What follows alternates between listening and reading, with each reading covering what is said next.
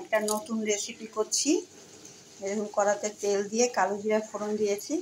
এর মধ্যে আমি 4টে লঙ্কা দিয়ে দিচ্ছি, শুকনো লঙ্কা।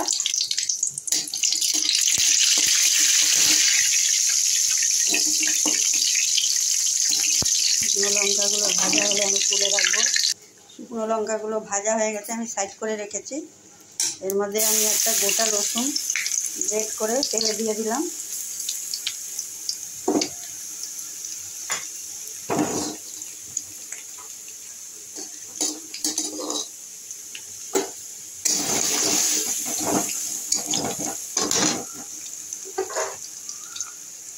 আমি এখানে দুটো বড় পেঁয়াজ কুচিয়ে রেখেছি, আমি তেলে দিয়ে দিলাম।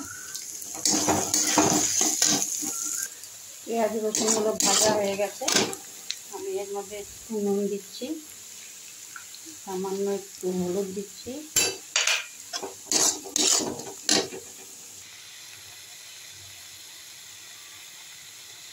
আমি এই আরেকটা কড়াতে, এটার মধ্যে আছে লাউ খোসা, লাউ বীজ,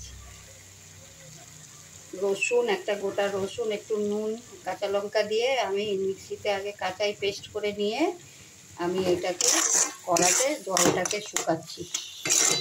এটা শুকনো হয়ে যাচ্ছে, আমি এখন ওই ভাজা পেঁয়াজের মধ্যে আমি দিয়ে দেবো।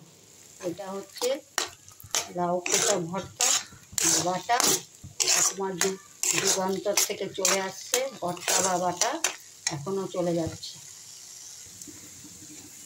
এটা আমার হয়ে গেছে, এর মধ্যে আমি এখন এটা দিয়ে দিচ্ছি।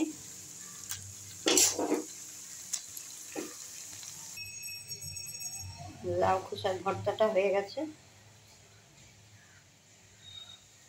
কেমন হয়েছে?